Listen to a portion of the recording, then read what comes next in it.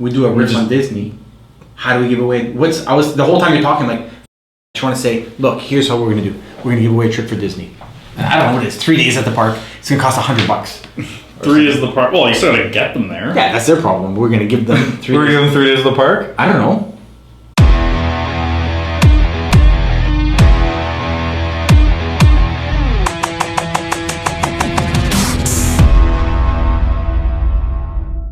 Welcome to the latest episode of Over a Pint. This week we're in Unionville, or we're at Unionville Main Street, which I actually love it here because this is actually where I had the first date ever with my wife, just down the street actually. Sounds like an expensive date. That's It actually wasn't. Ice cream and beer. What else do you? Well, you married her, so that's it turned out. Now it's expensive. Very good, very great place to be. Yeah, it was good. But yeah, Two Good Pond, great place. And then we're here with Ralph Ciancio from the Helping You Move team. So for those who don't know who you are, anything, why don't you introduce yourself to everyone? Absolutely. So my name is Ralph, and I've been selling real estate for the last almost 12 years.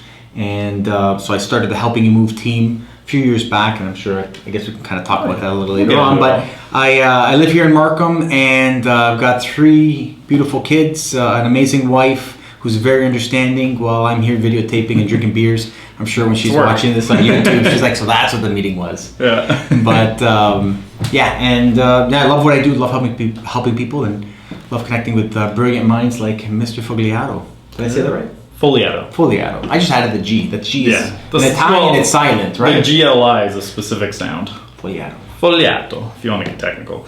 So this week we're drinking a Cameron's Brewing Captain's Log, a lager. So let's see what it's like. It's apparently a golden lager. And just a heads up that these glasses don't fit a full tall can, so you'll have a little left over in the can. Oh, that sounds like a good problem. Yeah, the next round I'm going to go to the slightly larger pint glass to accommodate. But I have 60 of these still at home. So. It makes some good friends. Yeah, I got a few more episodes to film, so I need to reorder. Yeah, well, cheers. Thanks for coming on. Appreciate it. You got a lot more head than me. This is like an amateur pour. So you mentioned that you've been in business 12 years. Yeah. Why did you get your license? The truth of it is, I never really wanted to be a real estate agent. That was not the goal. That was not the big picture. I grew up in my father's ceramic tile company, and I worked as a laborer. So while all my friends were at summer camp or on the weekends at Canada's Wonderland, I was mixing cement and laboring in tiles for my dad, right? Through the 90s was a tough time for construction, and we had to do everything we could to keep our family moving. Yeah. That was my way of contributing. And I remember distinctly, I was about 15 years old, and I was mixing cement. It was one of those crazy, like hot, like heat warning, leave your dog inside, don't let him out. And I was out there mixing cement, which is, we pour a 3/4 inch concrete base before laying. I used to do concrete forming. Yeah. So very labor intensive. And I remember mixing cement in the blazing heat, and about 10:30, nice beautiful car pulls up, and the builder shows up in nice khaki pants and Starbucks coffee, and he just takes a look around, and he said, everything looks okay here, and he left. And I said, at that moment I realized, I want to be the jerk that shows up at 10:30, not the guy that's there from 6 a.m. mixing cement. Yeah. So I knew I wanted to buy, build, and sell homes. And as I graduated high school, I picked a program at the University of Guelph, which was real estate intensive. It was a commerce degree with a major in housing and real estate. And while I was fast tracking through university, I got my real estate license because I wanted to the purpose was to get the information before anyone else. Yeah. The plan was, by the time I'm 30, buy, build, sell my own homes. Yeah. And getting my real estate license was a tool to beat all the other builders on getting the land. Instead of them waiting on their lazy real estate agents, I would be beating them to the punch. That's the whole scheme. Yeah. But as I started, when I graduated, I took a position with Mattamy Homes. 2 weeks before I graduated, I had a job lined up with a real estate appraisal company in Toronto. 2 weeks before I graduated, they called me and said, "Sorry, we're giving your position as a summer position for the owner's son, but we'll gladly give you this job in September." And I said, "I can't wait." So 2 weeks before I graduate, no job. Yeah. I put on my best suit at 21 years old and knocked on the door at Mattamy Homes. Said, "I'm here to apply for a job." And Barry Rapp was the secretary. She goes, "Great, which job are you applying for?" And I said, "Well, I don't know." She goes, let me rephrase, which posting are you in response to it. I said, I never saw a posting. She goes, so why are you here? I said, well, I've done my research. I know there's 1,000 employees in the company. Mathematically, somebody left last week or somebody's leaving next week. That's going to happen. I said, I'll take that job, whether it's clean the basements or be, vice president of some department. Yeah. Put me in, coach. And so I worked at Mattamy for over 5 years, where I worked in their head office. What job did you get there at the start? The one that nobody wants, which is customer care, client care. So I was responsible for 12,000 homeowners. So from the time that you go to the sales office and sign the paperwork to 7 years past closing date, that's the one telephone point of contact for my roof is leaking, or is my house delayed, or there's a raccoon in my attic, or I hate my neighbors. A lot of calls. And I took that position really because I wanted to be the ears of homeowners' frustration. I wanted to know and understand what is it that bothers people, and how could you hone your customer service skills. How could you be efficient in responding, showing empathy, understanding the customer, and then going above and beyond. So I had thousands and thousands of repetitions at that problem-solving stage. Still, while at Mattamy, I worked in evenings and weekends in the design center, where I help people just kind of pick this hardwood with this cabinet and this countertop. And the idea there was to try to understand as many homeowner preferences as possible. So I treated it like a focus group. Again, I'm 22, 23, 24 years old with this vision that I'm going to buy, build, sell my own homes by 30. And I saw this as an opportunity to listen to thousands of people's conversation as to what colors, what they want. Yeah. And then I got put out, finally assigned to go out to site as a site super. And I built over 2,000 houses for Mattamy as part of the team throughout the GTA. So there I learned the process over and over and over again. Our values started differentiating. My personal values were changing from where the company core values were. And one day I took off my hard hat, gave them my keys, and said I'm out. And again, I had studied my real estate license when I was in university. I engaged it at that point when it was when I had left Mattamy, and then I was on my own building houses for myself and selling real estate with Remax. And I realized quickly that I really appreciated my evening and weekend appointments when I'm just tabled just like this with like Mr. and Mrs. Seller way more than I did my 6, 7 a.m. appointment with my tradesman, waiting on the carpenter who forgot his hammer, right? So that in a nutshell is how I kind of got started in real estate. Once I decided that I want to put building on hold and focus entirely on selling homes and helping families buy and sell homes, that's when I consider my inception in the industry, which is almost 12 years ago. So how long, once you made that moment of, okay, I'm going to start selling, how long till you made a living basically? How much, The beginning was tough. I mean, like everyone, right? So I came in with I hear people say I did this all on my own. And I think that's ridiculous because nobody does anything on their own. But I will say that I never had any family in the business. We were not a real estate family. We were an entrepreneur family. We were a hardworking family. We were a construction family. So that was the foundation for my business. The first few years in selling real estate was tough. My wife is a teacher, so I had the stability that at least she was earning a steady paycheck for the first few years, and I went out and tried all the common things that people do when they first start off. But I'd say the first maybe 2 years were challenging, 2.5, and then I started finding my flow. So, and then now you have a team. So how long from when you started to when you started growing a team? So I worked on my own, basically only Ralph, for about 4 years. And then I brought on an assistant, somebody to help me with the paperwork, administrative work. And then from there, started becoming more productive, more efficient. And then I started working alongside other agents who were, and you could call it a buying agent, someone who I would partner with on certain listings or pass off buyers we work together on. And that was really the start of the Helping You Move team. It was really just Ralph Ciancio and some associates. And I wanted to kind of shift the focus from being just about me and Ralph as a brand to kind of a bigger group, right? Yeah, makes sense. So before you became a team and you're growing your business, what did you find the most success in terms of bringing in deals? So you're saying when I was by myself, how did I make it rain? You're trying to find Yeah. So when I was working on my own and I was a new agent, family and friends, sphere of influence. That was a big part of where you start off, which is really a common thing. And then open houses. Yeah. I thrive in that environment where you're face to face. I believe that your energy speaks before you do. And I got really good at cultivating relationships and strengthening them through open house. So I've heard from multiple people that like anytime open houses comes up, that they should talk to you because you do an amazing job. Oh, thank you. So for those who like maybe never been to one or you're not in your area, could never this Sunday from 2 to 4, Yeah. visit us. No, we're not going to be there. Do it for the next weekend. For the next weekend. Yeah. The week after this is edited and published, come visit us for a special 2-hour open house. HelpingYouMoveTeam.com. So It's actually .ca. .ca. .com girl in Arizona. So But buy she it from her. sucks. I'm gonna buy. I've asked, and she just want to sell it. So I'm waiting for her to just not. You haven't made a good enough offer, is what you're saying. I don't think that they understand. Maybe. That's a good point. But .ca is local. It's Canada. It's like it's You not gotta that do both. bad. I have both. Yeah. Yeah, you gotta do both. Do you own your name? Yes. Okay, just check it. So I bought, for each of my kids, I bought their name too. See. So the second they were born, bought their name just in case. Because you never know. Never know. I hope this internet thing still exists in a few years. Nah, it's kind of fatty. Yeah. Yeah. It's not like my business is dependent on it or anything. So could you like walk through like what you do with an open house that makes it so effective?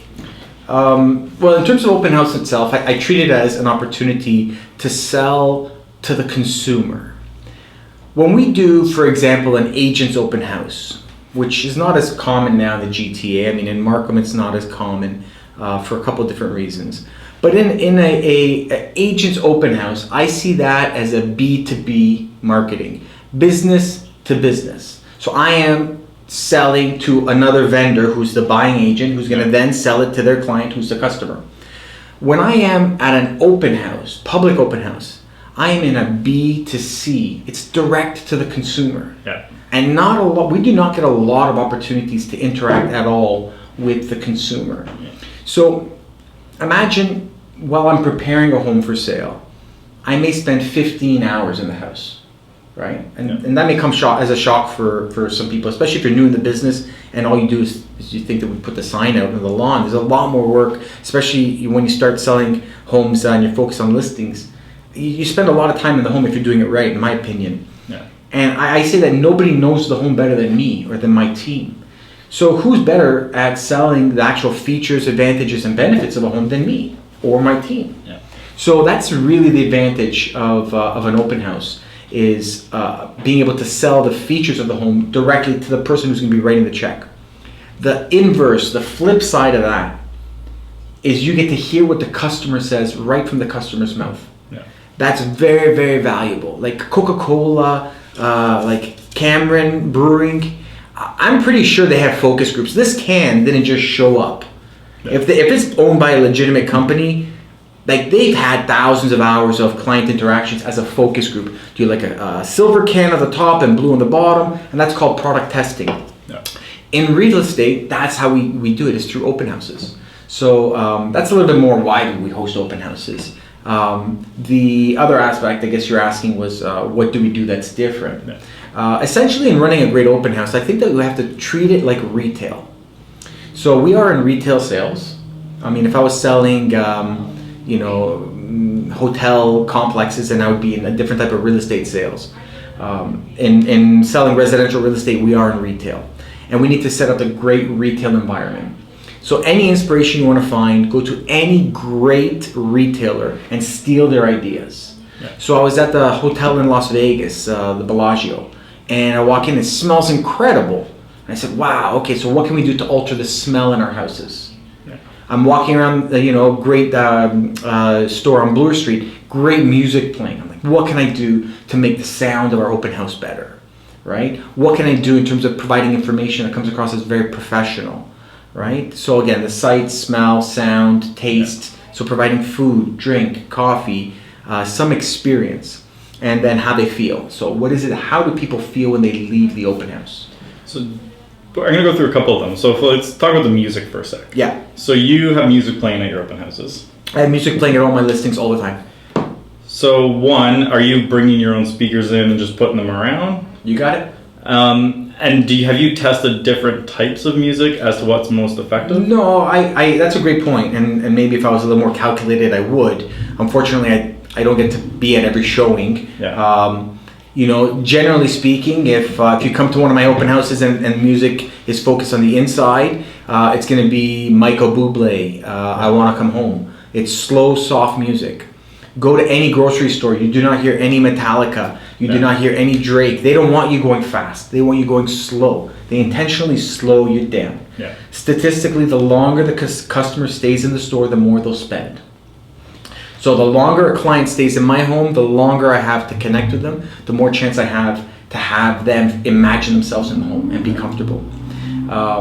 If the music is playing on the outside, that's different. So if I'm selling a rocking backyard, we got a big boom box that's blaring party summertime music. Like right now, it's 26 degrees out. Beautiful day. Beautiful day, and if we're hosting an open house today, there's a barbecue going in the backyard with music playing, and I want people to make the emotional connection, the vision that they can live there.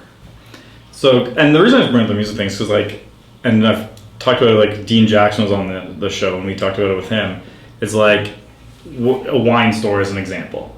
If they play Spanish music, the sale of Spanish wine shoot up. They play Italian music, Italian wine shoots up. So I've been trying to think of what would that music be for real estate, and I haven't come up with the answer yet. Secretly, I love the word home.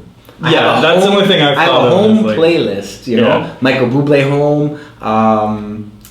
There's a popular song right now, I can't remember the name off the cuff, but... you gotta do the Puff Daddy might not work with the I'm Coming Home. I'm coming home.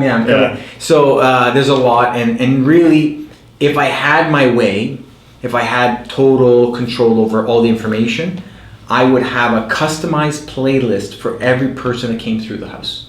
Yeah. If there was a way that I could, before an agent shows the home, if I could get the wedding song or their graduation song or their favorite jam right now, I would have that playing right now. Next level social media stalking for those showings. That's not allowed in Canada. In the US, we can get everything. It's the Canadian restriction. You can still do a little bit of stalking. Yeah. So when you're talking about smell, how did you pick? And is it a consistent smell across every listing? Right now, it depends on the house.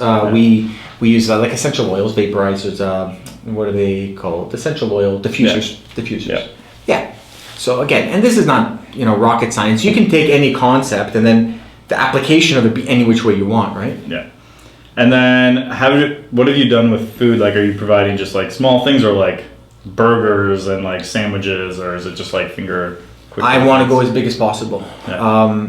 Now we've had, we just recently sold a home. It was the most expensive sale in the community for, I'm not sure how long, maybe 6 months. Everything in that market has been frozen, and we sold a beautiful home at a higher than the market average price. And we had a professional chef actually create appetizers in the kitchen during the open house, and she was showcasing all of the great appliances. And what's great about that, she's a local chef, she's amazing, and she was actually creating food right there during the open house, and people were saying, wow, how do you do that? And she would describe, well, this is a KitchenAid. What's awesome is it's 6 burners, and it's great, and the Sub-Zero fridge is, everything stays consistent. You can do it too. Yeah, but wait, there's more. Yeah. So that, whether it's catered, that's a little bit more on the extreme side, but whether it's pizza, cannolis, hot chocolate, Starbucks coffee, barbecue in the backyard, sushi. It's just something. Ever had an issue with someone spilling coffee somewhere they shouldn't? Yeah, I've had people have spilled. People have made mess. I mean, it is what it is. It's never been really, really bad. Yeah.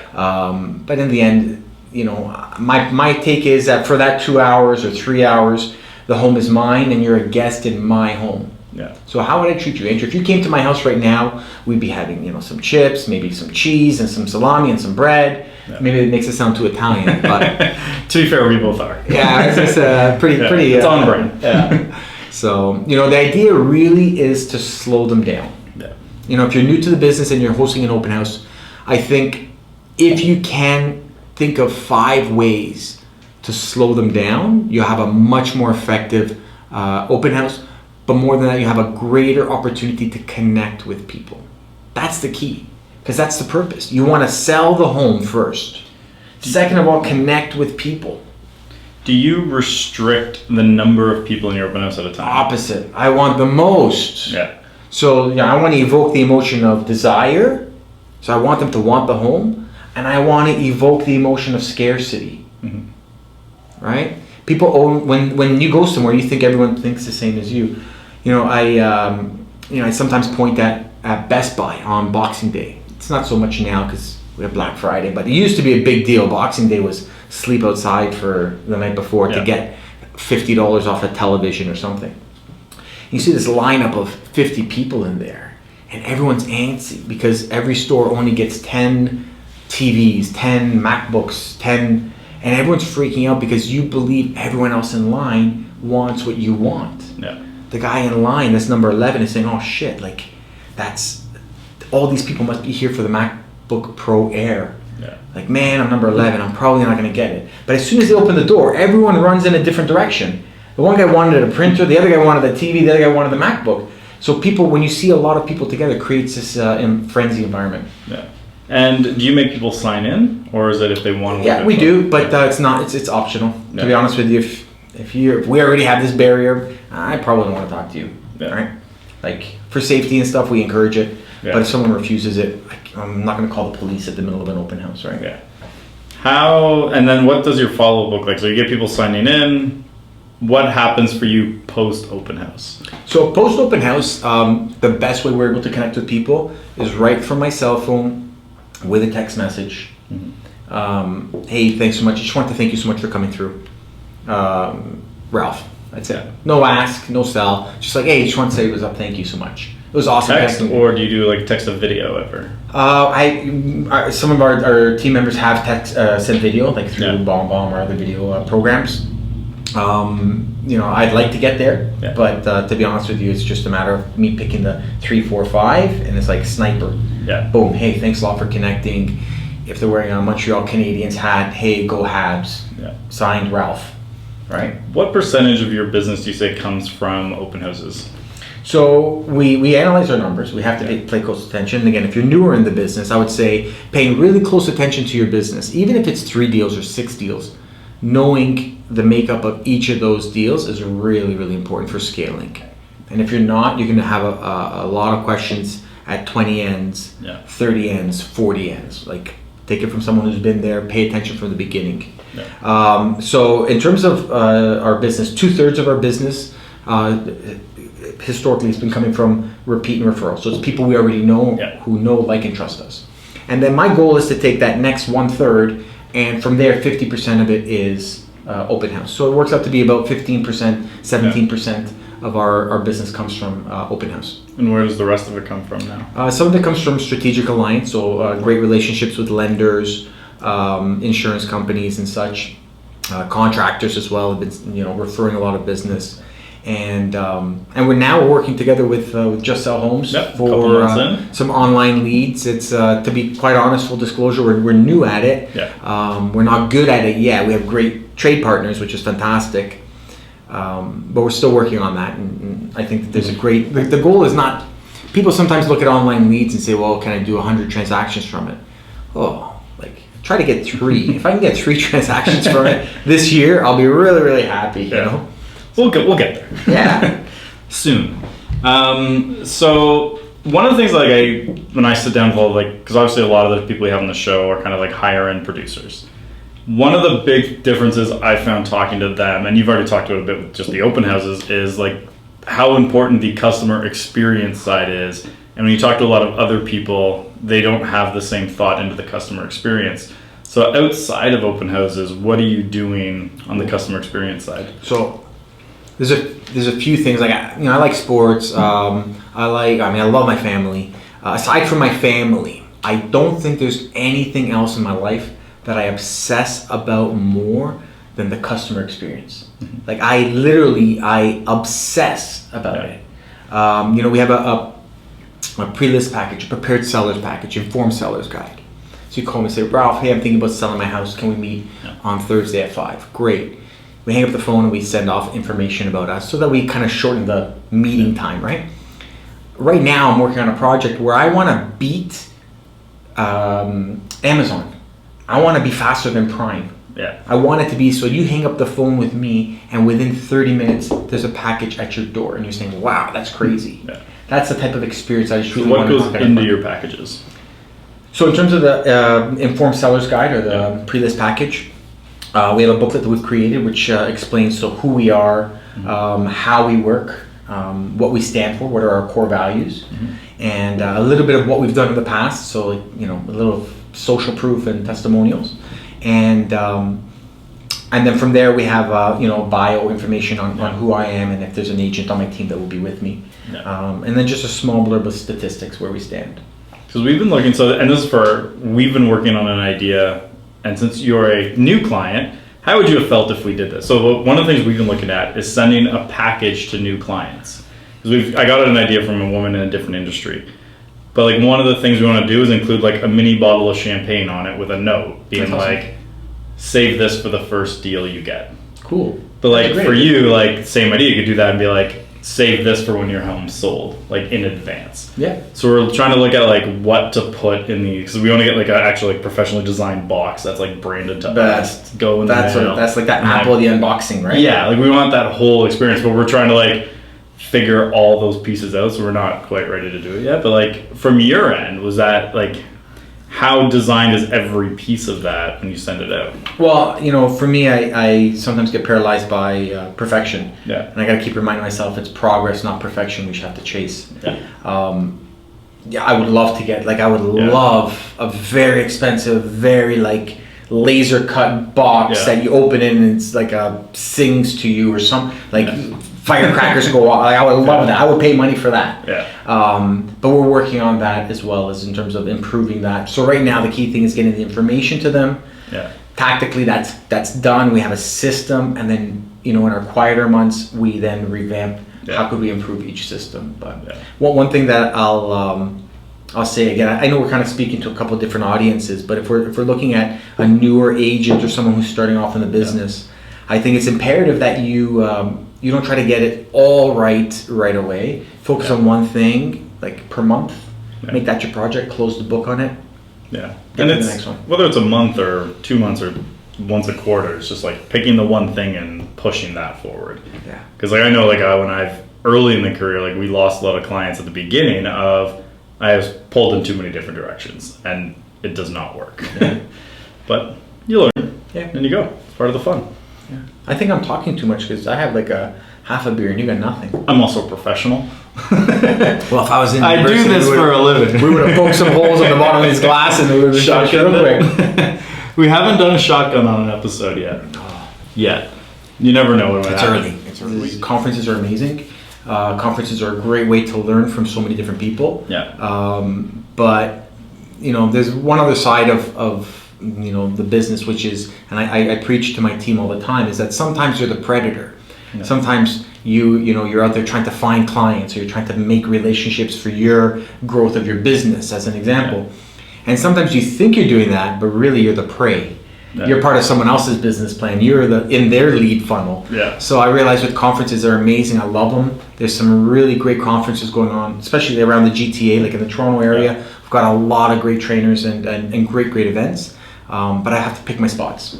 So what do you look for when you're evaluating, should I go to this one or not? What's your considerations now? A big part of it is the content. So I want to understand what's the purpose, what's the theme, and at the start of the year, I try to think of my big three. So what are the big challenges to try to achieve? Mm-hmm. And then I evaluate, will this conference help me achieve one of my big three? Yeah. So for example, the start of our relationship was to find an answer to the other 33% of my business, that is people who I don't know yet. Yeah. How do I flourish that? Because my 66%, I know how to handle that. I'm good at that. And it's just really growing this at the same pace. Yeah. Which will end up 5 years, grow that part. Exactly. Because then from there they end up in the other side. Yeah. But it's kind of like a portfolio rebalancing, where at the end of every year I look at, okay, well, did I make more relationships that were newer, or did I establish more relationships that were existing? If that's the case, maybe I'm not investing enough time with the people that are in my database, right? That's another metric. Is that my focus on new business, or should I focus on that?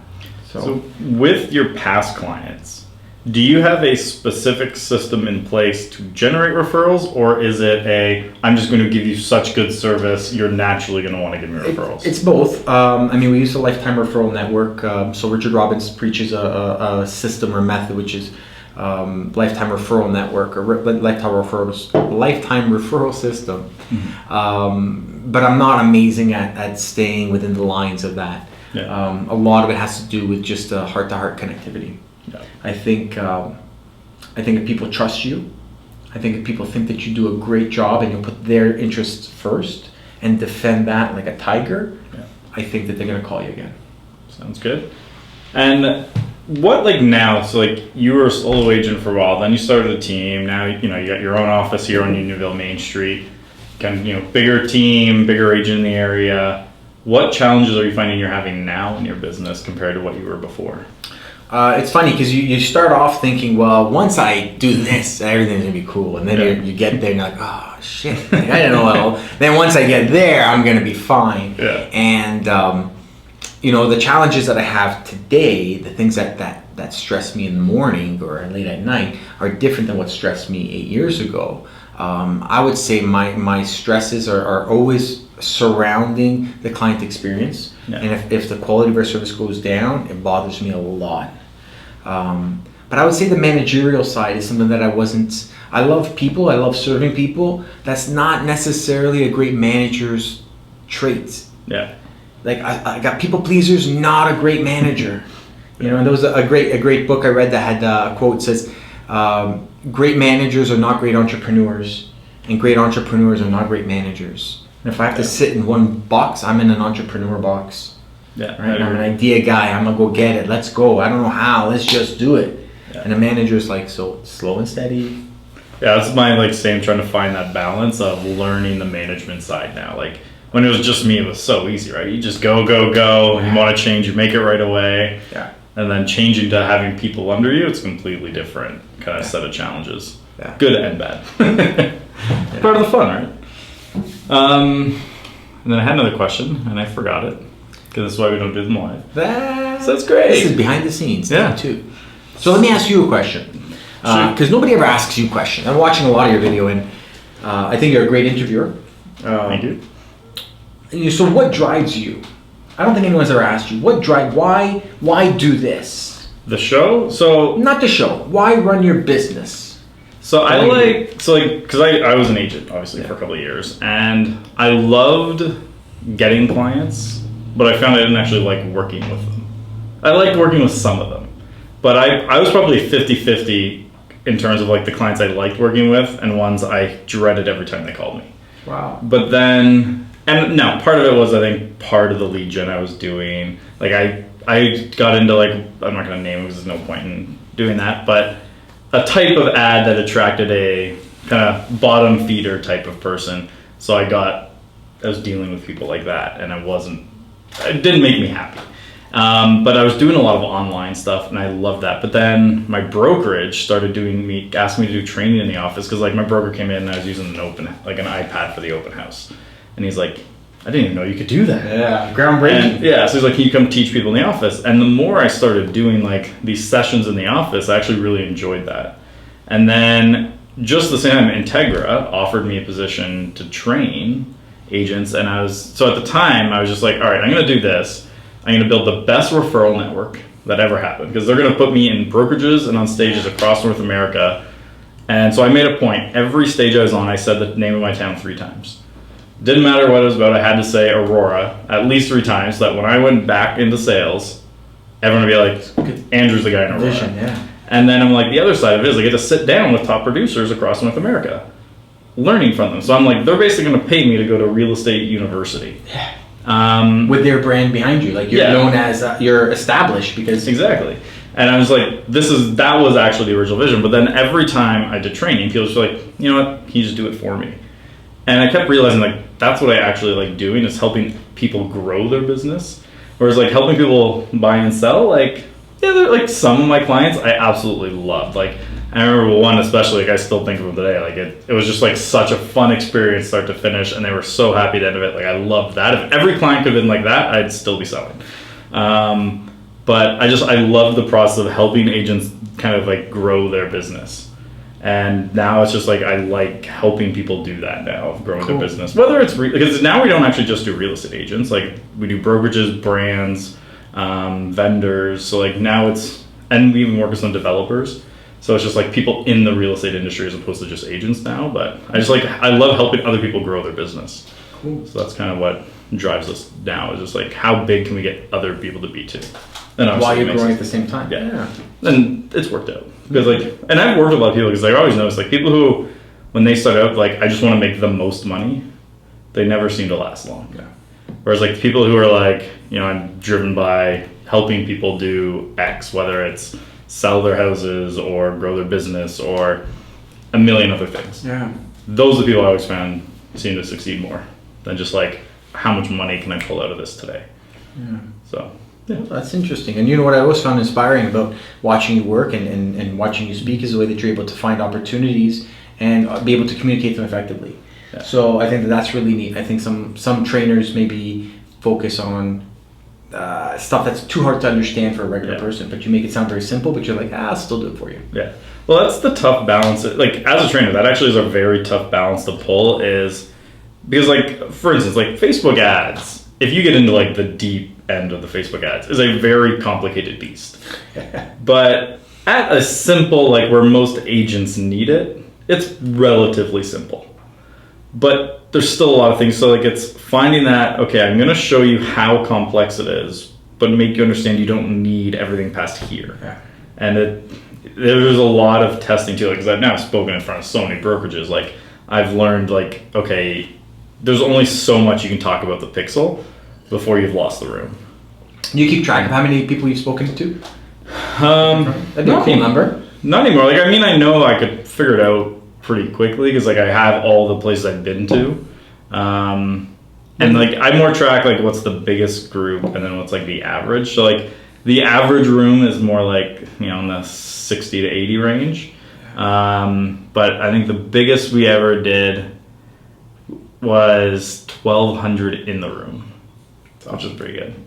So that's pretty happy. But I found like, because I've done now like a couple over like the 500, I found like once they're over 500, it's not really that different once it gets bigger, because eventually like once you get above 500, there's normally pretty big lights, so you can't see the people after a little less point engagement, anyways. right? Yeah, a little less engagement, less connectivity. Yeah. Sometimes that sweet spot is at 80 to 200. Yeah, I like that size because you can connect with people in the room. But like if there's like 10 people, it's almost like more awkward sometimes, because now you're like, it's almost like you're having a direct conversation with each person, where when it's a bit bigger, you can kind of spread across and do something. But normally I end up, what I normally do is picking like 3 or 4 people in the audience, and like I just basically, when I'm looking at this side of the room, I'm talking to that person. I'm looking at this side, I'm talking to that person. Once in a while, you can tell that person figured it out, and it gets awkward.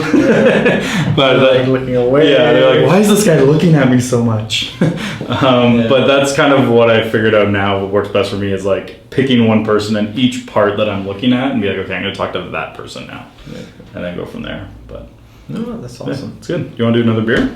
Yeah. Let me finish this guy. Oh, and then wait, the other one. So we're opening up the second round of beer, which is a Waterloo Dark, which Ralph picked. Because of the pig. Yeah. Or the boar.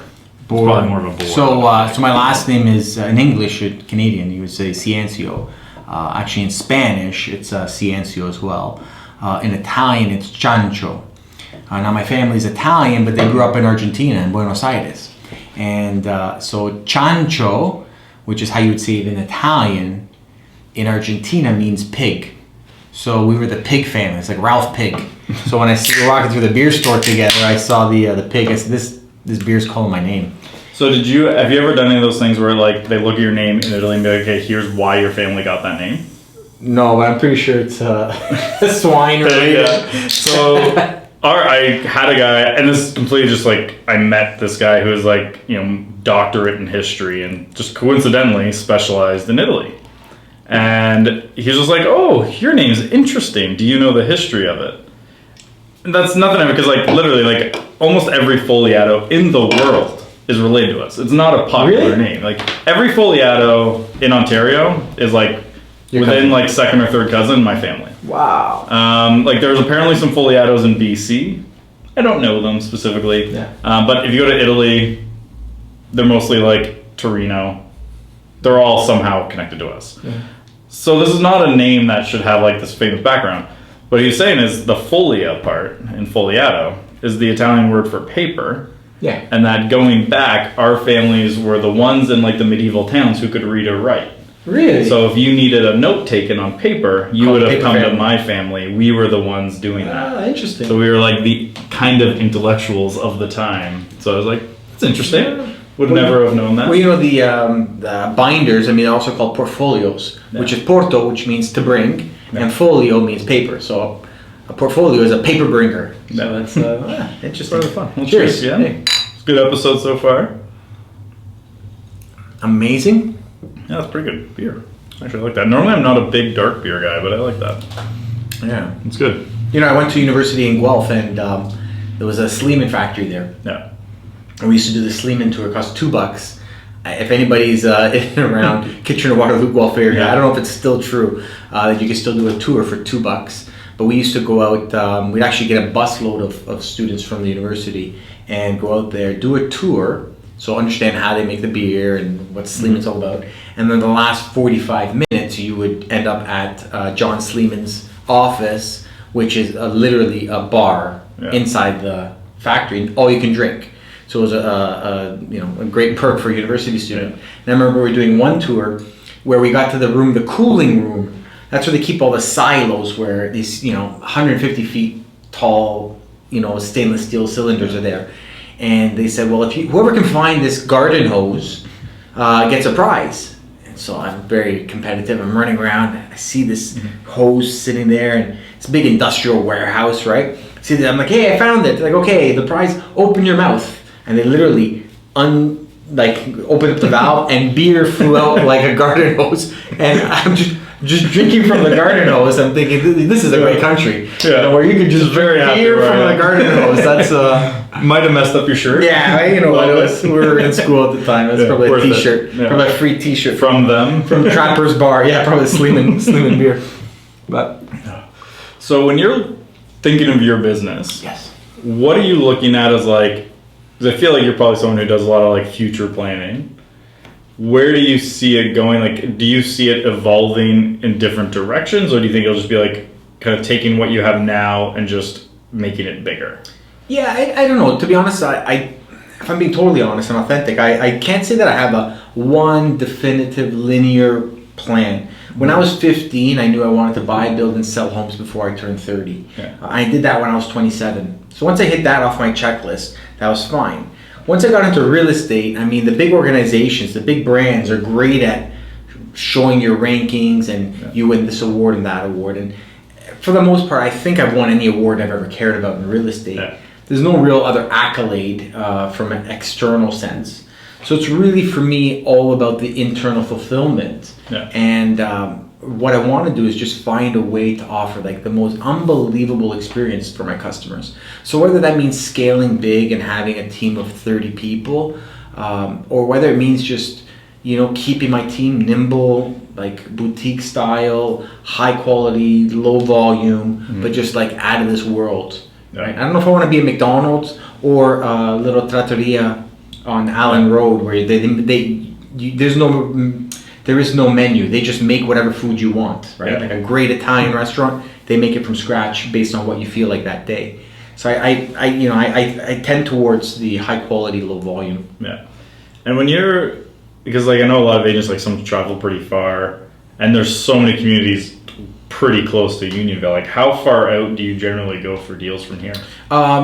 So the vast majority of our work will take place between Markham and Stouffville. That's about 65% of our business.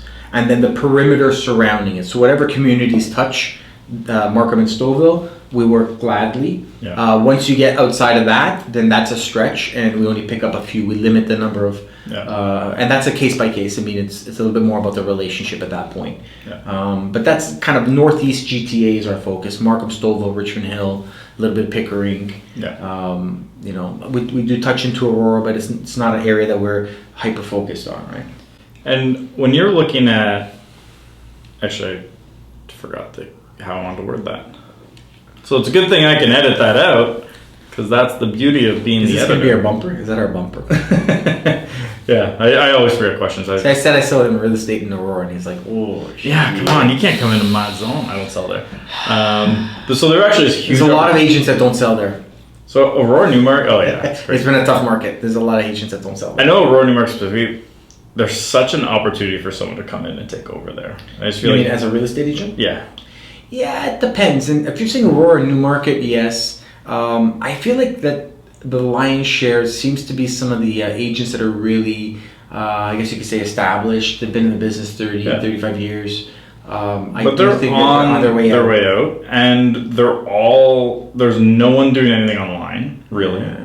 There's a couple. I don't know how far we can go because it's video. I don't know how far we can go in terms of name dropping, but like, I can always edit them out. Like I don't know, Wilson Hahn. Hans Orstrom.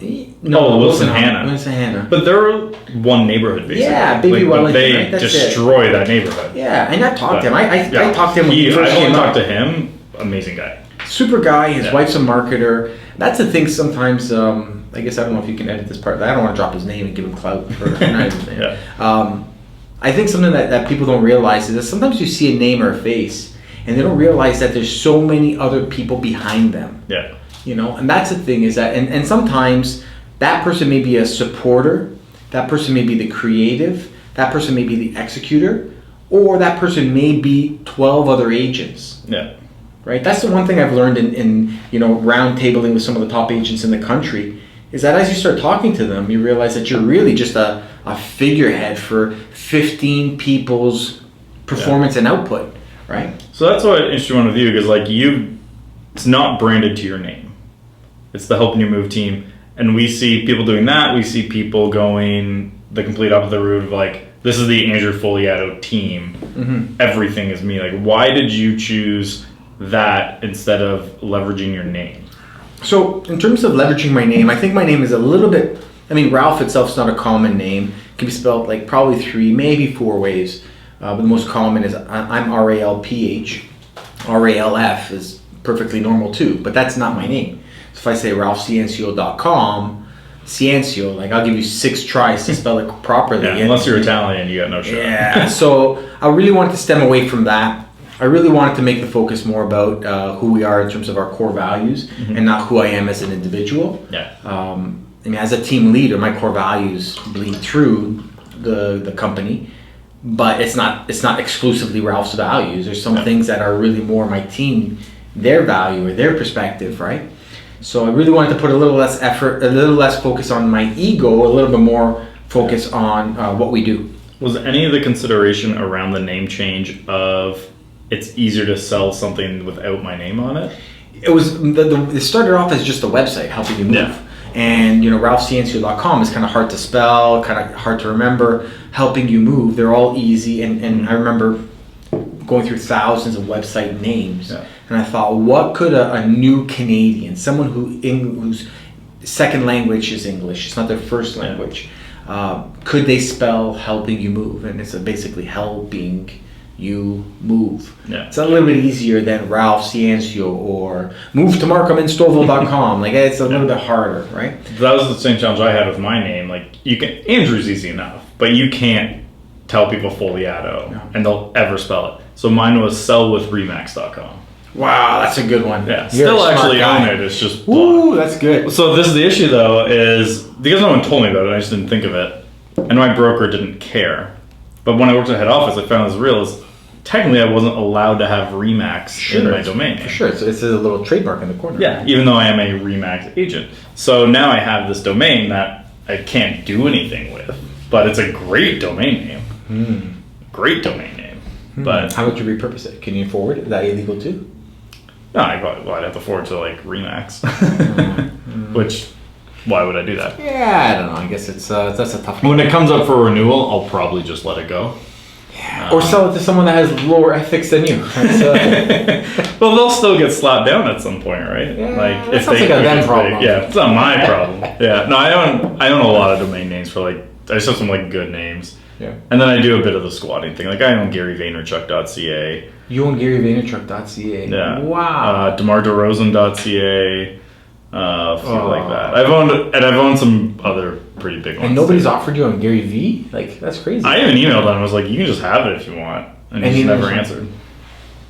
I'm like, maybe you sound like a predator, right? Like, he doesn't know you're a good guy. Maybe Yeah. you can have it if you want. And then he was like, yeah. I even said it for free. Like, in the email, I was like, I just saw it was available. And I think I got that one on a Black Friday sale. So it was 99 cents. So I was like, sure. I'll take GaryVaynerchuk.ca for 99 cents. And then I think I even sent an email like, hey, I saw this 99 cents. Figured you'd probably want it. And I just bought it. I was like, so if you just want it, let me know. And I've done that for a couple. Yeah. And sometimes it's just actually an easy way to network. Like, I owned .loop.ca. That's another great one. Yeah, but this was back when they weren't owned by Zillow. This was actually a funny story. So I owned .loop.ca. I just saw it was available. And I messaged someone I know in the tech industry who is also like real estate tech. And I was like, hey, I own .loop.ca. Like, I'm not looking to like extort them. I'm like, what would you do with it? Just out of curiosity. I saw it was available. I bought it. What would you do? He goes, honestly, Austin Allison, the founder of .loop, he's like, he's such a good guy. Just give it to him, and that relationship will be worth it. Wow. So I'm like, okay, cool. Message Austin. I'm like, hey, I own .loop.ca. If you want it, you can just have it. He goes, great, I'll connect you. Connects me with someone on his team. Person never follows up. So like 6 months go by, and I see it on my domain list. I'm like, oh yeah, I still have that. And then I message him again. This is a Friday.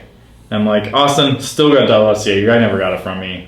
Do you want me just to let it go, or do you actually want it? And like, almost in like a panicky tone, he's like, yes, we want to. Like, I'm gonna have a person get in touch with you, yada yada yada. Within 15 minutes, it was transferred into their account.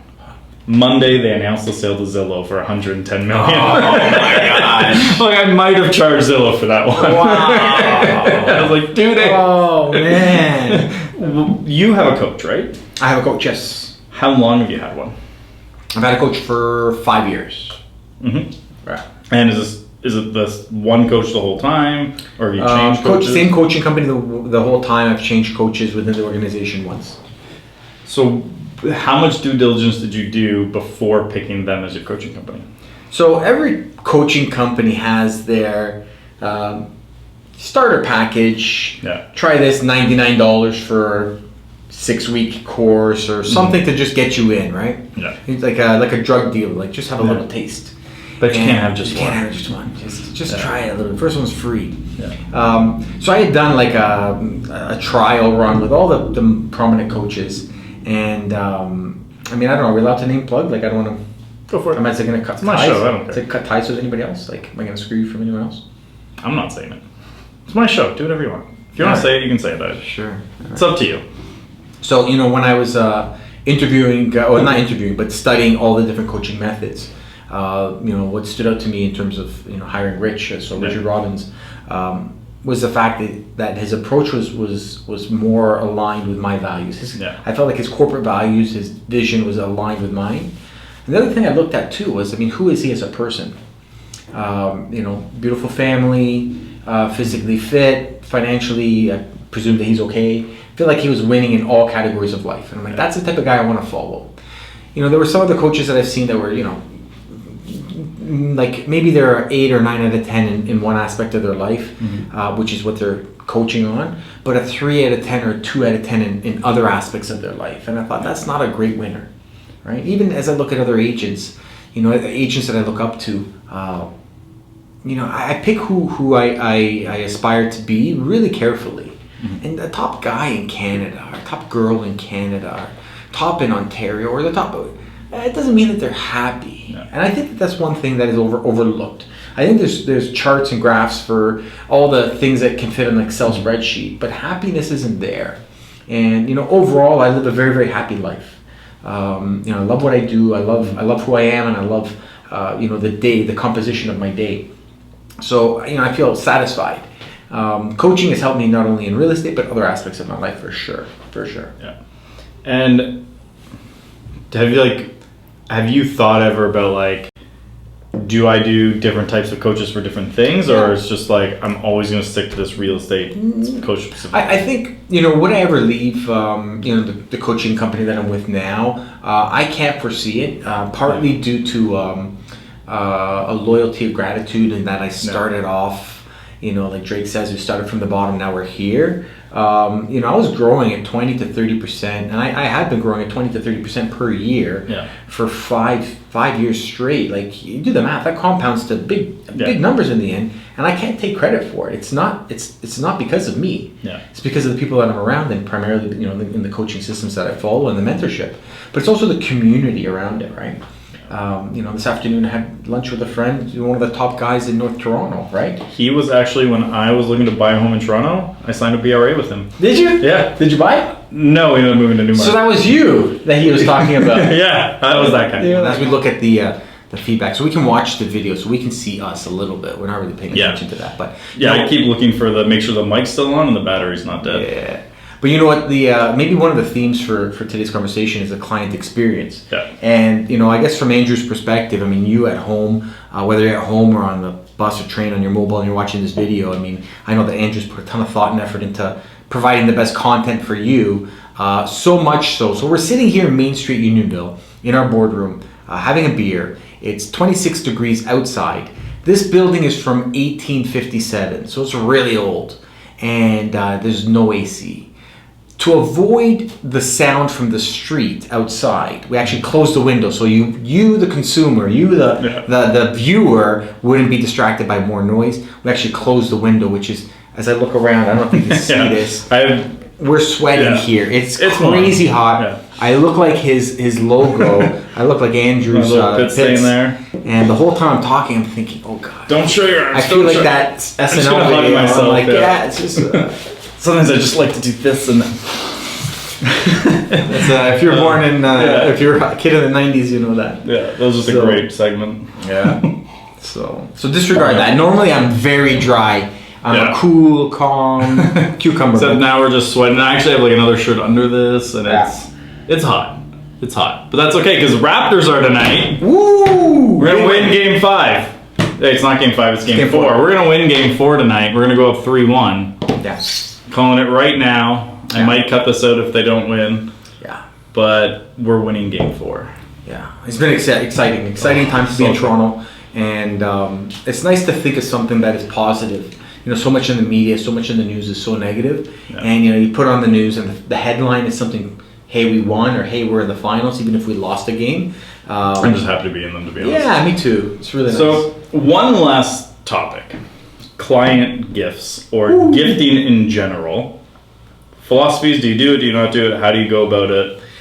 So we've worked against the idea, one of our core values has been about the client experience, and a gift is great, but truthfully, in selling a home as an agent, you can make $5,000, $10,000, $20,000, $30,000, $40,000, $50,000, and that's not even the limit. Mm-hmm.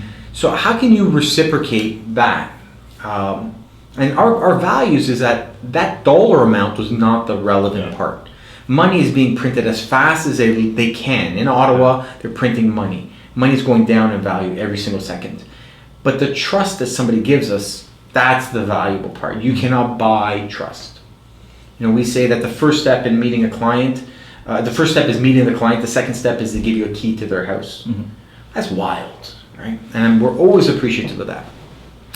But in terms of the client gift, when we look at closing gift and closing procedures, we have small gifts that we call a token gift.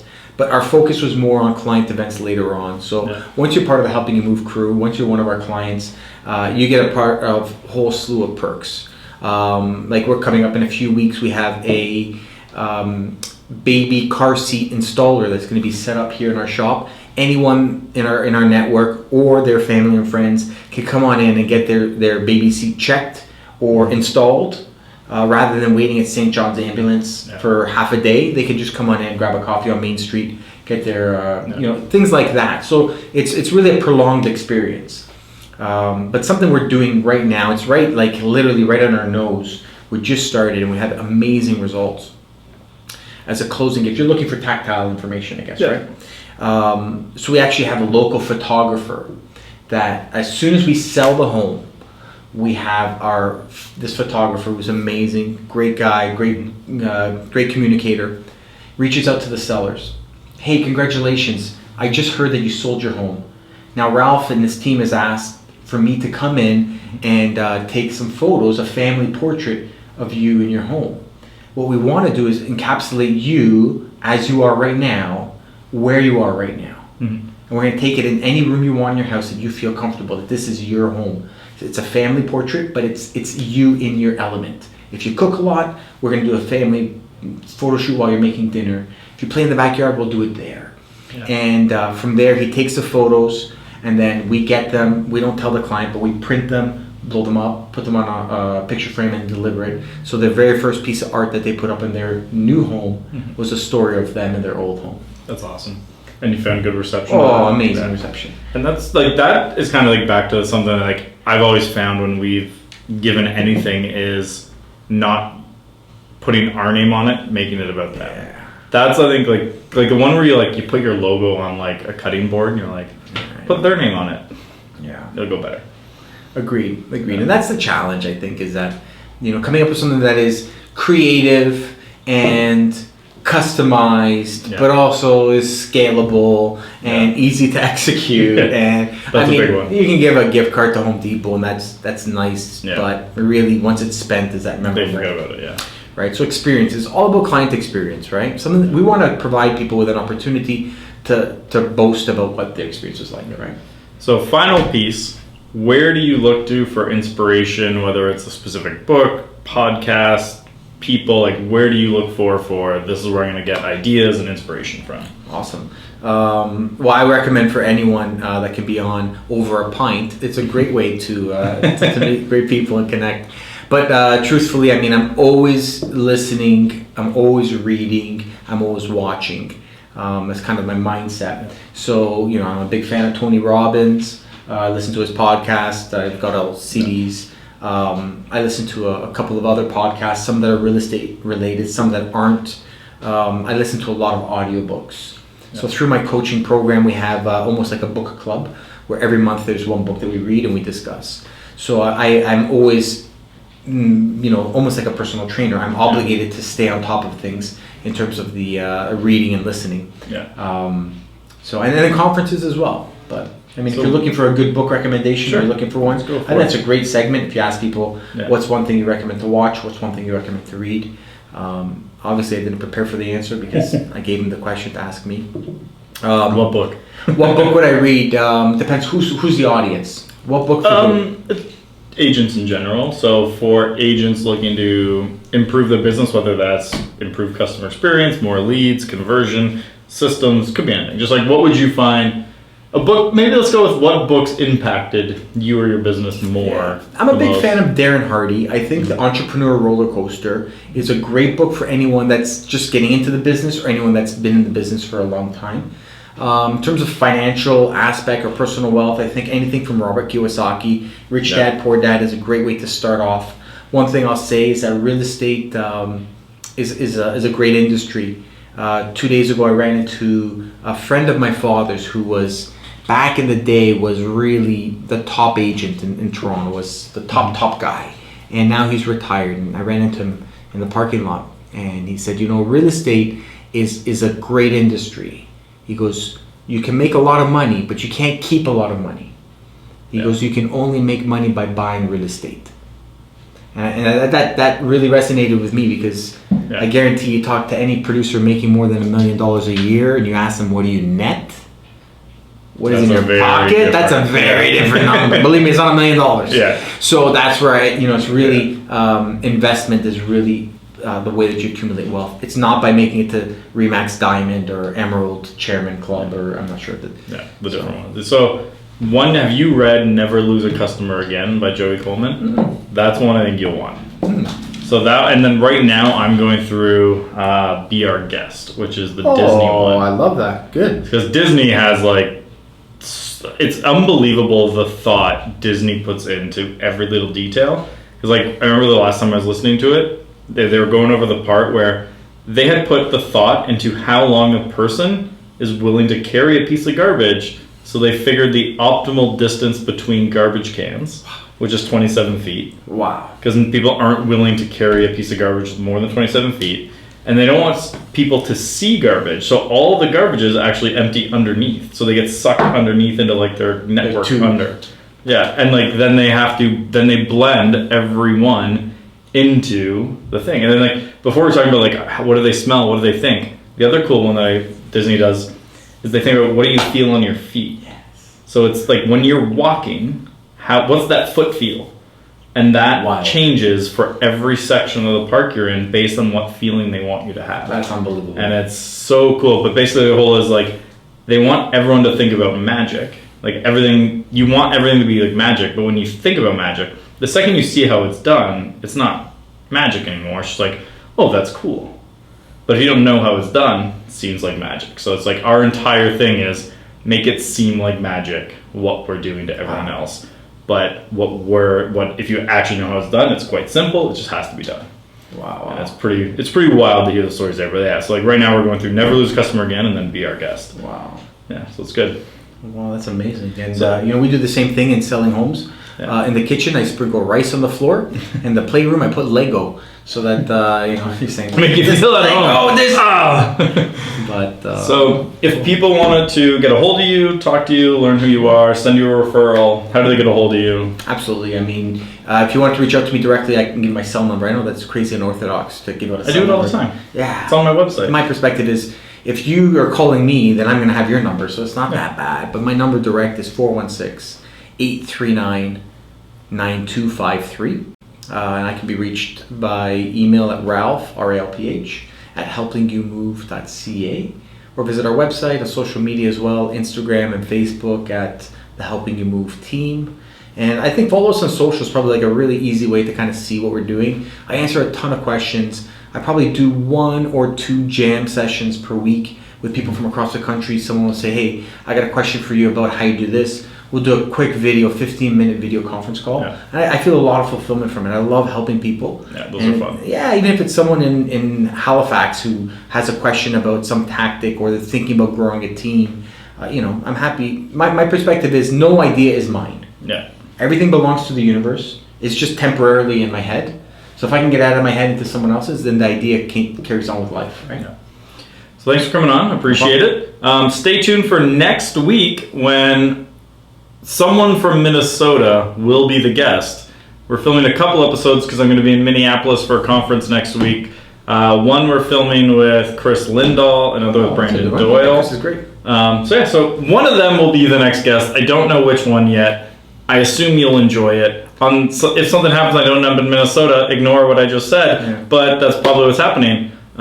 Here's what we want you to do. We want you to like, comment, and share. If there was one piece of information, if there was one thing, one idea that you want to carry on with the chatter, I'll be closely watching the feed on social for this and on YouTube. And likewise, Andrew, if there's a question, embed it in the comments. If you thought this was of value, send it directly. Send it to someone who you think could help. And if you have any questions, Andrew's here to help. I'm here to help. Impromptu bonus. Leave a comment with a question about something or just comment about what you thought was the most valuable that Ralph shared. And I'll give you a free month into the Wheelhouse Elite, which he is also in, which is our online mastermind group. Otherwise, appreciate you coming on. Thank you. Thanks. That was awesome. Great. Thank you so much. Okay, so hold on. Raptors in game 4. Oh, you had one more? Yeah, no, I was going to say, how do we give away a trip to Disney?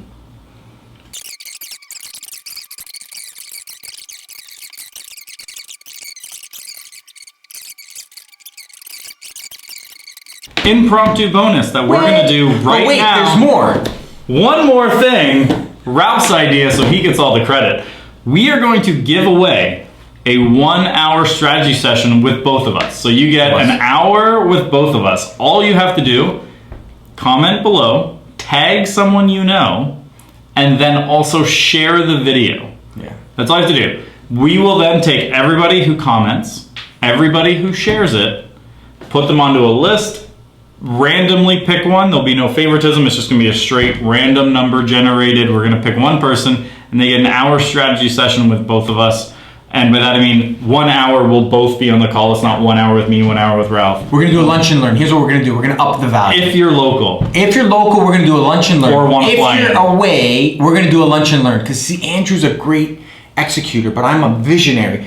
I don't care where you are in North America. We're going to send food to your office. We're going to have a webinar We're going to orchestrate lunch at your office. You get in front of a computer with a webcam. You bring your buddy that you tagged on a webinar, and Ralph and Andrew will order in food as well. We're going to jam, solve whatever problem you have, whether it's digital marketing, tactile real estate questions, or really just want to find out what the odds are of the Raptors winning the playoffs.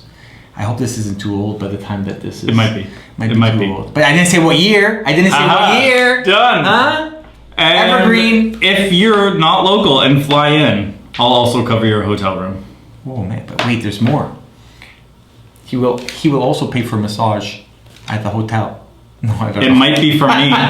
It might not be good. I just want the one up. We're just doing it. And then one more. But wait, there's just one more thing. The episode's over.